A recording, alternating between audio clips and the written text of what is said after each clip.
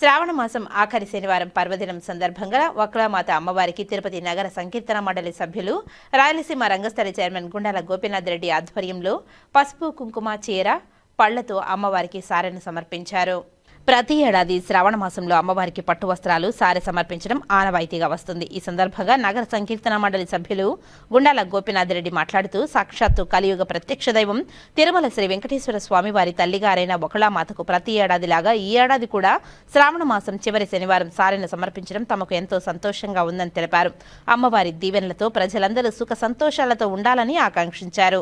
ఈ ఆనవాయితీని మున్ముందు కూడా కొనసాగిస్తామని తెలిపారు. ఈ కార్యక్రమంలో రాయలసీమ రంగస్థలి చైర్మన్ గుండాల గోపీనాథ్ రెడ్డి, చిగోర ఆధ్యాత్మిక కేంద్రం వ్యవస్థాపకులు చిత్రపు హనుమంతరావు, రిటైర్డ్ ఎస్వీడబ్ల్యూ డిగ్రీ కళాశాల ప్రిన్సిపల్ స్వరాజ్యలక్ష్మి, నగర సంకీర్తన మండలి సభ్యులు వాసుదేవరెడ్డి, విగ్రహాల కళ్యాణి, పద్మావతి, భాగవతుల జయలక్ష్మి, లక్ష్మీ రంగనాథన్ లీలావతి, కొండే చెంగారెడ్డి, తొండమనాటి సుబ్రహ్మణ్యం రెడ్డి తదితరులు పాల్గొన్నారు.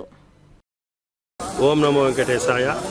ఈ అమ్మవారి ఆలయము పునర్నిర్మాణం తర్వాత ఆనవాయితీగా ప్రతి సంవత్సరము మేము భజన మండలి ద్వారా సారి సమర్పించి అమ్మవారి మొక్కులు తీర్చుకోవడం జరుగుతుంది. కావున భక్తులందరూ కూడా ఈ కార్యక్రమంలో ప్రతి సంవత్సరం పాల్గొనవలసిందిగా మనవి. ఓం నమో వెంకటేశాయ. ఓం నమో వెంకటేశాయ.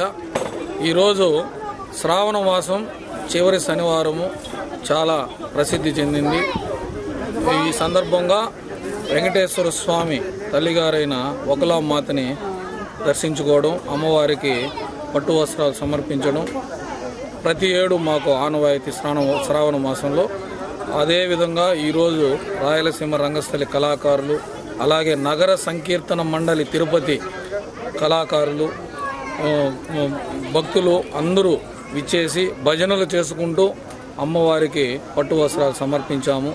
వకుళామాత అమ్మవారిని దర్శించుకుంటే అన్ని శుభాలే జరుగుతాయి. ప్రతి ఒక్కరికి అష్టైశ్వర్యాలు కలుగుతాయి. పిల్లలకు మంచి చదువులు వస్తాయి. అలాగే రైతులకు మంచి పంటలు పండుతాయి. ప్రతి ఒక్కరూ వచ్చి వకుళామాత అమ్మవారిని దర్శించుకోండి.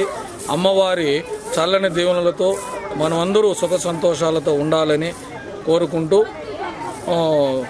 ఓం నమో వెంకటేశ్వర.